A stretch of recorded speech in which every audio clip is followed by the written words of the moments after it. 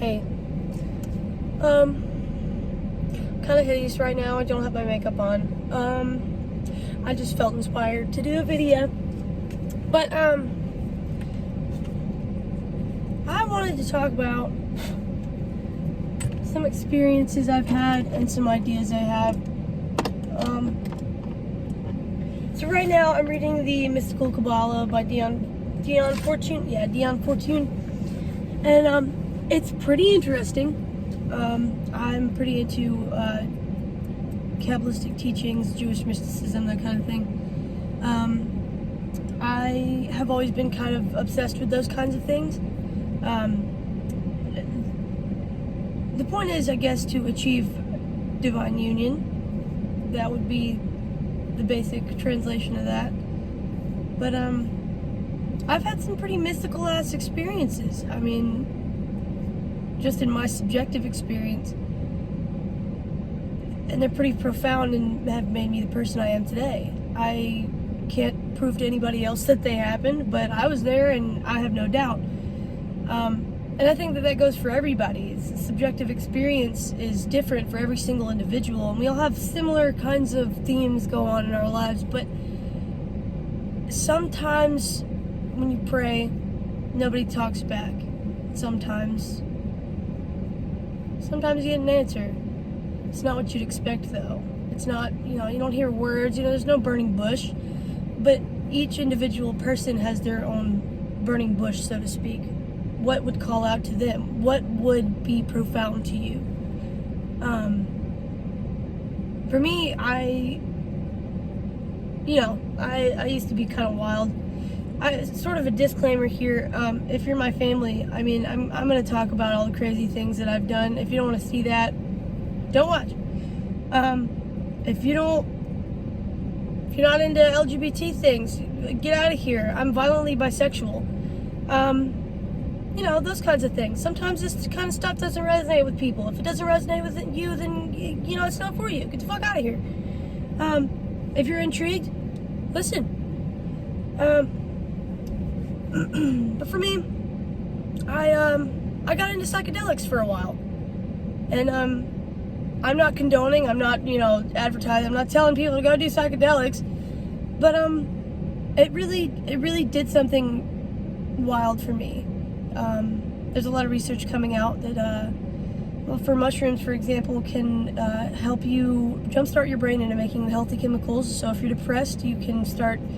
If you wanted to experiment with that, I would go with a licensed professional. Their advice on this, like if you have like schizophrenia or like bipolar or something like that, I wouldn't recommend it. I wouldn't recommend psychedelics, but I'm telling you right now that depression has been proven at an alarming rate to help jumpstart your brain into making healthy serotonin and heal depression. LSD, for example, it can help you heal the synapses in your brain, or I might be wrong on this, don't quote me, but from what I've heard is, microdosing, taking it, however, whatever, it can help you heal the tissues in your brain, which we thought previously was impossible. I find that pretty fascinating. There is a psychedelic revolution going on, and I am very happy to be alive to see it, because in the 60s, it was canceled. It was literally canceled, because they were afraid of the effects, and there's a lot of propaganda surrounding it, saying things like, oh, you'll jump out of a window, you'll, all these crazy things that were not true. And it stopped. We lost 30 years of research that could have really benefited our society. We would have learned about mental health. We could have cured mental health. Big Pharma would not have had that, license. They would not have had that claim. But now we kind of live in a capitalism. It's great, capitalism works, but I'm just saying I think it could be better. My point to all of that was, don't just go do psychedelics. I'm not telling anybody to go do psychedelics, but I'm saying do some research, because it's pretty fascinating, and there's some pretty wild things that I think would fascinate quite a few people. I was going somewhere with that. Anyway, okay, yeah, so I experimented, And I definitely could have been smarter about it.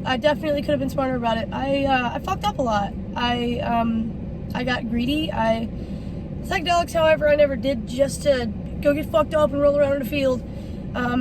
I think that's why I had such profound experiences, because intention is kind of everything with those things. Intention means a lot. You can, heal addictions going to a psychedelic trip. If you intend to do that and you come out of it and stick with what decisions you've made. It's very, very profound in the effects it can have and things like that. Some people become vegetarian because they start thinking about it and they're like, wow, why do we eat meat? That's kind of weird. And it is fucking weird. You start to come to all these realizations that the way our society has taught us to believe is very, very wrong. You wake up from the matrix, so to speak, you kind of feel like Nero. And that's really what that movie is about, I think, is breaking from the matrix, whether it's from psychedelic drugs or, a spontaneous spiritual awakening. That's what happens to people who come to these conclusions. They realize that the way that our society works is founded off of beliefs that were wrong and kind of fucked up. And then you start to connect things and you realize that, I myself have a omnis view on religion. Is no one religion is truth, but they all have truth. They're all describing the same thing, and some people don't see that connection, but I've taken it a step further and I see that connection with science as well. I mean, I hate the argument between Christianity and physicists or science, or or atheists even, because they're literally confirming each other. In my brain, some people don't see that connection, but I, however, do.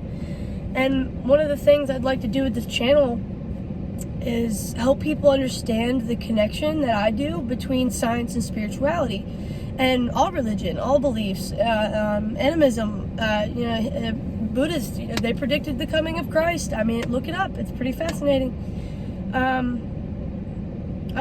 They all have similar themes of that there is a higher power. Some are monotheistic, some are, I forgot what the word is for multiple gods, but and the thing is, there is that one higher power, but also I believe that there are other divine beings that you would call a god. I mean, compared to a human being, but they all come from that one source. That's just my personal belief. There is that divine universal oneness that we're all a part of, we're the windows through which the universe views itself, and in a way we're, to me, God experiencing all of creation through a living vessel. I mean, that just right alone just blew my fucking mind and kind of makes me get through the rest of my life wow, that's pretty amazing. I hope some of you guys come to that conclusion as well, because that's pretty fantastic to me. I mean, that's beautiful, fuck. But yeah, I've had some pretty wild experiences, mystical experiences that changed my life for the better. Not purely because of psychedelics, but I feel like I would have taken quite a lot longer or not gotten there at all without the help of some, psychonauting, so to speak. But again, I'm not condoning it. I'm not telling people to go do this. I'm just saying this is how I got there.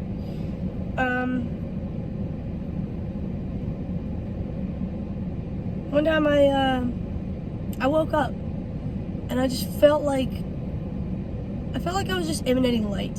I just felt like I was lighter. I just had this deep inner knowing. And for a week, I, later found out I was in flow state, which turned into full-blown psychosis. And that was very traumatizing for me, because finding out later that psychologists have produced a lot of studies and papers on the fact that it's not something you need to be psychiatrically hospitalized for. It's something that you need people who understand what this is. It's not just there's something fucked up in your head. You're not broken. It's a spiritual emergency. Because you take somebody that has a mystical experience and somebody that has psychosis with religious themes, they are indistinguishable. And they, talk therapy is great because they come out of it with very positive effects. So why is it a negative connotation? Why is it a sickness? That's my problem with it. I think that our mental health system is so flawed. And I think that more research needs to be done, because what happened to me was traumatizing, and I am deeply angered by it. And I think we need to put in better research and funding into these things, especially people who come out of it with positive effects. I mean, and even people with I have a theory that all mental illness is a spiritual superpower. I mean, think about it. If you're that sensitive, you know, people with anxiety just feel much more than other people. People with depression, they feel the weight of the world. I mean, people with schizophrenia, they might just be seeing in other dimensions for all we fucking know. Maybe their hallucinations and delusions have more to them than just hallucinations and bullshit. I just personally feel that way. In other cultures, people who have psychiatric episodes such as schizophrenia or bipolar, they become shamans. I mean, think about that. I'll put a link later to a video about that, to TED Talk, and it's very profound, the connection that this man made to shamanism and being the wisdom of their people, to having a full-blown psychotic episode as a child. Which is very interesting to me, because when it came to them, and instead of saying, you're broken, you're messed up, you need help, they said, oh, you have a gift, let me help you. And they taught them things. Think about that for a minute. I wonder why our society has decided that there's something wrong with these people, because they're very intense. They become hermits, you know, and they can't handle being around a lot of people, but they have this ability to heal spiritually and then go out and heal others. That's what the term shaman means, which actually came from Siberia. That's not what the term is for all tribes. They all have different names. Different cultures have different names for these people, but you would know it as shaman, which means wounded healer. There's somebody who has been ripped apart at a spiritual level by other worldly forces, and then can come back and move from one plane to another, kind of like the Avatar. I mean, if you guys are familiar with the show, which I'm sure you are, they're like the bridge. They're like the bridge between our world and the spiritual world. And a lot of them do things like soul retrieval, which, you know, if you experience something traumatic, a piece of your soul breaks off. And they can go and retrieve that and help you heal. They are wounded healers because they have done that for themselves, and they want others to be able to heal also. That's their driving force. And I love that. And I just hate that our society takes people who have such a gift like that and tells them that they are mentally incompetent and they're broken and that they need medication to squelcher that. That's disgusting, and it's evil. And I think that we need to stop that. And I kind of want this channel to be informative and let people get that knowledge out there. So if you have somebody that has that condition, think about the delusions they might have, or the things that they suffer from. Where does it stem from? Is it just a lack of chemicals, which definitely has something to do with it? But I think it's more than that. I think that, you know, like Jim Carrey says, if you don't get enough sunlight, and you don't eat right, and you don't sleep right, of course you're going to be depressed. That just makes sense. But also, these people aren't doing those things because they start to feel the weight of the world, you know? It all begins somewhere, and it stems from this world. And some people are just a lot more sensitive to it, and some people don't know how to cope with that. And I personally don't believe in medication, but some people do need that to help get back on track. But I think that it's also a matter of eating right, getting sunlight, those kind of things. And also just finding ways to outlet that, you know, like better ways to channel. What can you do that's a positive thing? Like there's I don't know if you guys watch Big Mouth, but there's an episode on the new season about the gratitude. Well, that's what I've done for years, is just be grateful for things, and I haven't been depressed in years. Even when I was at my lowest point, I still found a way to be like, well, at least there's this. At least I can be a positive person. And I think everybody should try to do that. Walk into a room and be the person that makes others smile. That is what you do. And if you don't feel like that, that's fine. Sometimes you get to be the one that gets to smile, and that's good. Find reasons to smile. Just find something to smile about. Don't just hole yourself up in your room and be sad. That's really stupid. I mean, I get it, because, like, I like to sleep, too. I like to sleep in, but then I realized that I was much happier getting up and doing shit. Just one thing, every day. I get up and have tea every morning. That's my favorite. It makes me happy. It's my ritual. I think everybody needs something like that. And then the rest of the day is a lot easier, because I'm like, oh, well, now I want to do things. I just sit outside and drink some tea and smoke a cigarette. It's beautiful. It's a lovely thing. I really trailed off there. That was a tangent I got on. But my point is that I had this experience that changed my life. And I came back from it. I just struggled for so long, which I feel like is kind of what would be called the dark night of the soul, which I just battled with myself, and I thought I was so broken and there's something wrong with me, and I was just crazy. And I asked for a sign once. I finally stopped, and I was like, I just kind of yelled into the universe, and I was like, if I'm just insane, tell me right now. And if I'm not, send me a burning bush. If anything that I have ever believed in means anything, if every experience that I've had that was so profound to me was just craziness, then just let me come to terms with that. Let me finally accept that there's something wrong with me, and I'll just go from there. But if not, if there's anything to it, if I have a higher purpose, if there's something that I'm meant to do, if that meant anything, give me a sign. I never asked God for anything until that moment. And I was like, I kind of need this. I know I've never asked for anything, and I've never had doubt until now. But at this point, I feel like, God is dead. I have to know. I need some force. I need that. And in that moment, I heard something. I heard something fluttering in the lights on the porch of my parents' house. And a Luna moth showed up. I don't know if you've ever seen what those are, but I would look it up. Look up Luna moths. They're the most ethereal beings. They don't have mouths when they hatch from their cocoons. They only live for about a week, which they are the most beautiful things. And they represent the divine feminine and transformation and just all these beautiful spiritual fucking things. And they're the most beautiful color. And you know how some moths just seem like they're just erratic and it just stress you out? They're like having a seizure. This one just floated. It was like a jellyfish. It was just so ethereal. It felt like a fairy, and I'd never seen one alive. I used to collect the wings with my dad, and it was the coolest thing because it was beautiful and huge, and I'd never seen one in person before, alive. I used to collect their wings. They were so beautiful. So I noticed it immediately, and I was like, oh my God. So I walked out on the porch, and I just watched there just in awe for a moment, and it turned and it floated down to me with this grace and landed on my chest, right here, on my jacket. And I just could not believe it. And it felt like God had just given me a hug. It was so weird.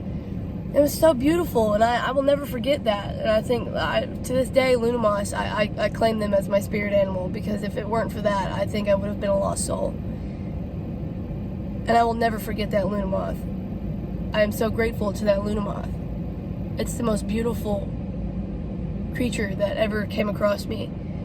And I thank it for saving my life. And I think other people need to search for things like that. Meaning in small little encounters, synchronicities that you just can't explain, but they seem just for you. That's God. That's God. Anyway, before this becomes a 30-minute monologue, I just wanted to say that. I wanted to share that experience with you guys and pique your interest and intrigue you and plant a seed of wonder, that magic that we all had when we were kids. Maybe spark that back up again, because I don't think I ever lost that. But, oh, that's the air conditioner guy. Anyway, I love you guys. I love all of you. I don't know who watches this, but I love you. And I feel agape for all of you. Agape for the world. And I might seem very prosaic and cliche, but I genuinely feel that way. Hope you guys tune in again. I've got more interesting things to say. And peace out.